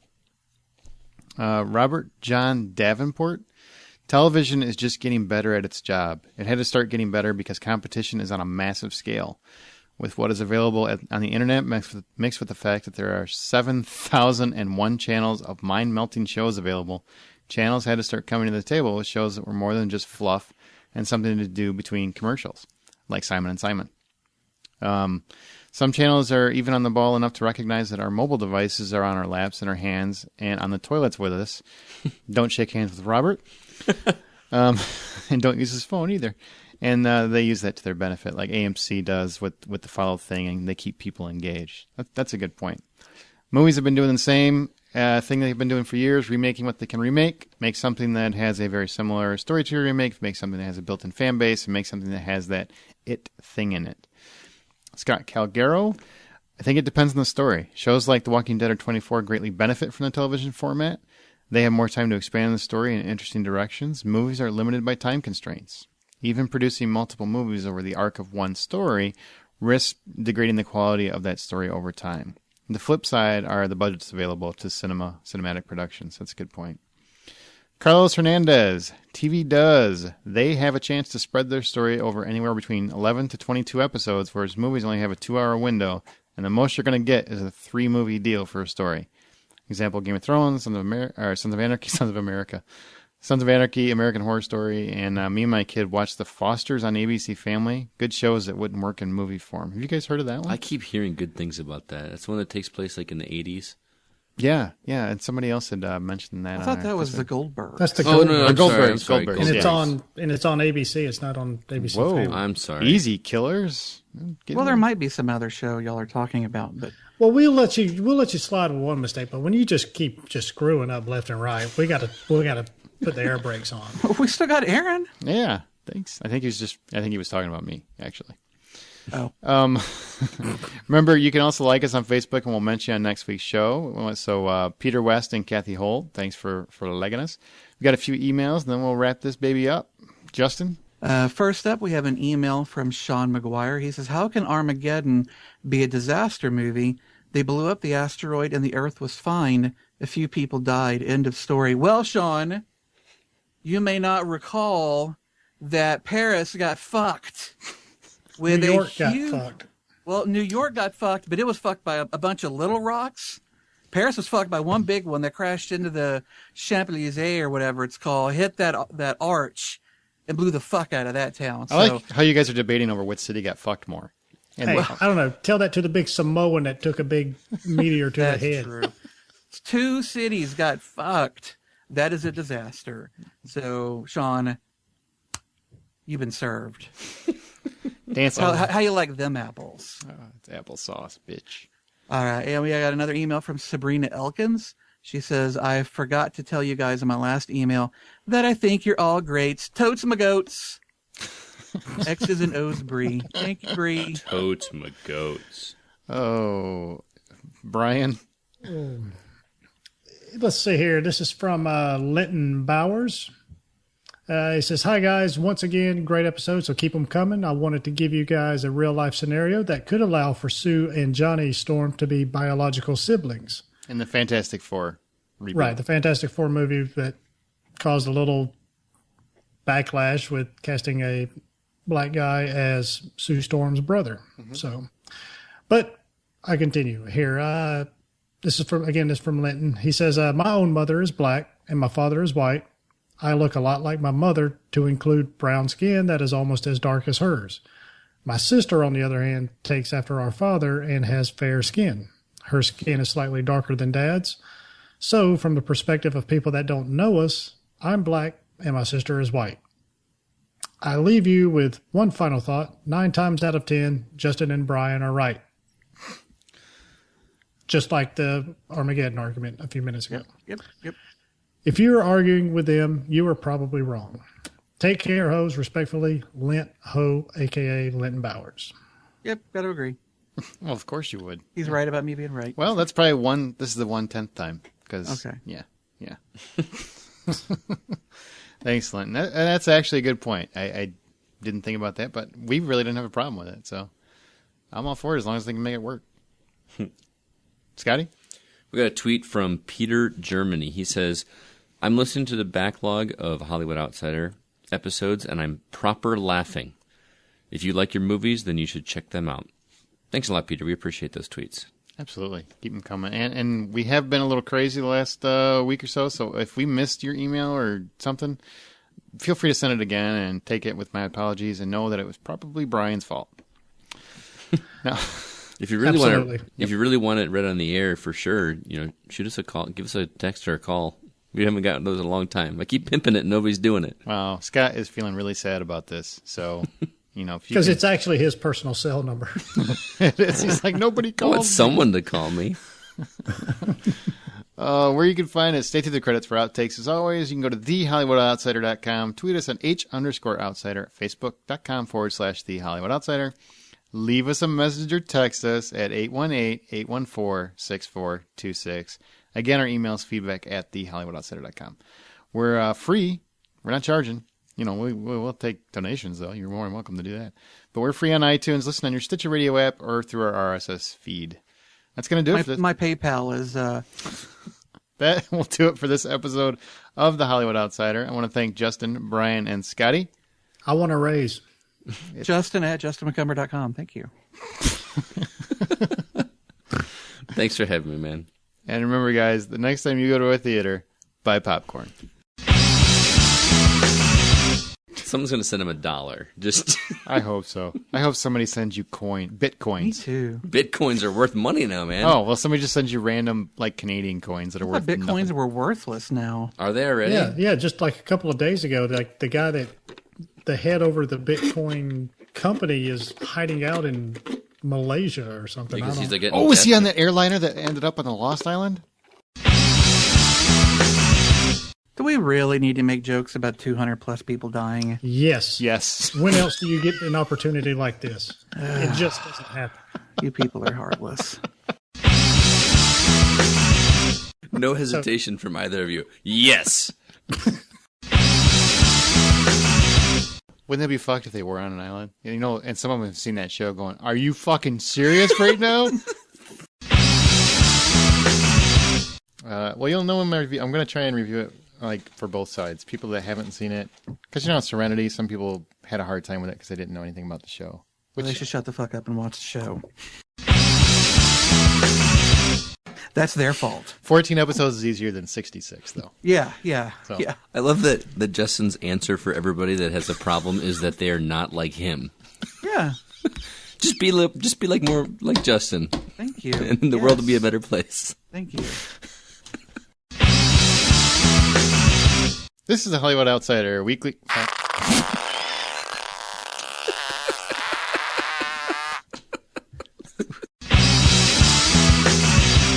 We don't try, we do.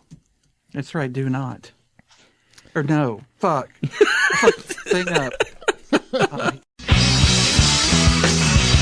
Is that, please tell me you're recording? Yeah, because Justin just effed up a Star Wars line and I want that to be shown somewhere. Hate leads to what?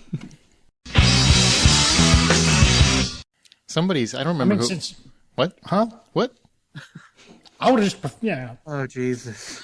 It's Hold gonna on, be let me awesome. go get my pipe now. I'm just going to fuck this up.